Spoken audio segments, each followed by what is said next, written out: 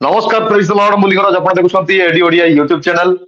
आज हम माने गोटे खास टॉपिक को नहीं आसी अछु जो टॉपिक को आपण सुनिया पाई चाहिथिबे बहुत थरो कंफ्यूज हे जाइथिबे आ हमन को वास्तव में कंफ्यूज करा जाइछि जे जाति वास्तव में कर्म अनुसार ना जन्मरु जाति अटे।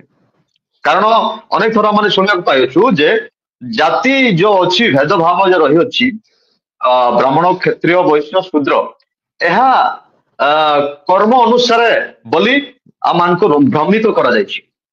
तबे एही टॉपिक को नहीं कि मो सहित अछंती जने भाई जे कि आपण माने अनेक थर ताको यूट्यूब रे देखिथिबे एक्स हिंदू भाई जनक तांकर चैनल रो लिंक मध्ये मो डिस्क्रिप्शन दे देछि आपण माने चेक करि परिबे। तांको सहित मो आलोचना करिवि पचारि मु बहुत कड़ा प्रश्न गुड़ी पचारि आपण माने एही वीडियो रे आपण रुहंतु जानि परिबे बहुत इंपोर्टेंट कथा गुड़ी को माने आलोचना करि। भाई आपण को बहुत बहुत धन्यवाद आपण समय देले हम चैनल को एही सेक्शन रे आलोचना करिया पाए अंशी हेले एवं आपको टाइम दैछंती। तो आज विषय को आपण निश्चय जानिछंती जे जाति जन्मरु ना कर्मरु। Okay brother thank you very much for adding me in this platform. Brother मु आपन को बहुत बहुत धन्यवाद दउछि आपण ए प्लेटफॉर्म कासिबा निमंते मते सुंदर सुजोग दैछंती।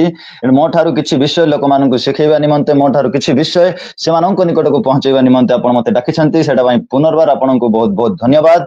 तो जेमिति भाई कहिले जाति जन्म रु ना कर्म रु ए विषय में डिस्कस करिबा। तो मु कहि दउछि प्रथम अनेक लोक अनेक ब्राह्मणी लोक कहउछंती जे जाति जन्म रु नुहे कर्म रु अटे। दर्शक बंधु ए तमाम विषय शास्त्र कौन कहूची माने देखिबा, लोक कौन कहउछंती ब्राह्मण कौन कहउछंती से विषय में देखिबा ने एक्चुअली पुस्तक कौन कहूची से विषय में देखिबा। मु आज 4-5टी किताब कोट करिवि, वेद कोट करिवि, उपनिषद coat करिवि, Manusmriti coat करिवि, Bhagavad Gita coat करिवि। ए तमाम पुस्तक रे हमें देखिबा ए तमाम पुस्तक कौन कहे जाति कर्म आधार रे ना जन्म आधार रे। हां दर्शक बंधु अनेक लोक कहउछंती अनेक ब्राह्मणी माने मध्ये कहउछंती मु पुनर्बार आपण मानन को कहू अछि अनेक ब्राह्मणी माने कहउछंती मु वीडियोस देखि अछि से माने कहउछंती जे जाति जन्म आधार रे नुहे एहा कर्म आधार रे अटे। जे जेमिति कर्म करे ताकू सेही आधार करे तांकर जाति हे जाए। तो यह बिल्कुल मिछ कथा से माने निज को बंचेबा निमंते एपरि कहउछंती। कारण मनुस्मृति चैप्टर नंबर 8 श्लोक नंबर 104 रे लिखा अछि तुमे धर्म रक्षा करिबा निमंते निज को रक्षा करिबा निमंते मिथ्या कथा कहि परिबो, मिथ्या साक्ष्य देई परिबो। तो एई साक्ष्य एई बेस रे से माने मिछ कहउछंती। कारण से माने जानिछंती जे हिंदू रिलीजन रे अनेक घालमेल अछि। Hindu religion SC ST OBC लोक मानु घृणा करूची, एससी एसटी ओबीसी लोक मानु दबेकी रखिची। तो एथिर से माने वंचित हेबा निमंते से माने मनुस्मृति चैप्टर नंबर 8 श्लोक नंबर 104 आधार रे से माने मिछ कहउछंती लोक मानन कला कना बुलेइबा को प्रयास करिसंती। दर्शक बंधु मु आज आपण मानन को सम्मुख रे बसिके आपण मानन को साबित करबी जे जाति जन्म आधार रे अटे कर्म आधार रे नुहे। दर्शक बंधु प्रथमे हमें देखिबा ऋग्वेद। कारण ऋग्वेद सर्व उत्कृष्ट हिंदू धर्म रो बुक अटे। ऋग्वेद ऊपर कोनोसी हिंदू धर्म रो किताब नाही। तो मो हस्तर अछि आपण देखि पारुथिबे ऋग्वेद।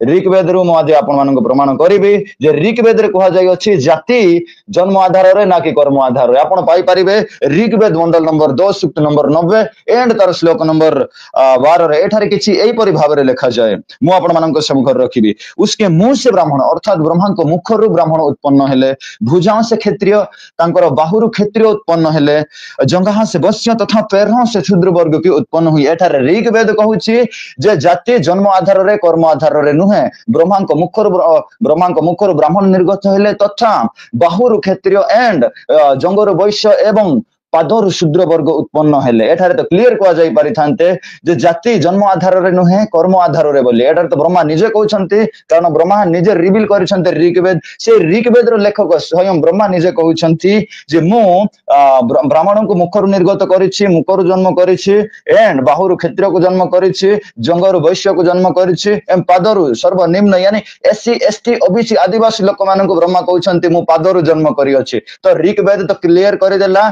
ऋग्वेद आमान को यह कहिला, ऋग्वेद आमान निकट यह प्रकाश कला जाति कर्म आधार रे नुहे जन्म आधार रे। हां दर्शक बंधु तो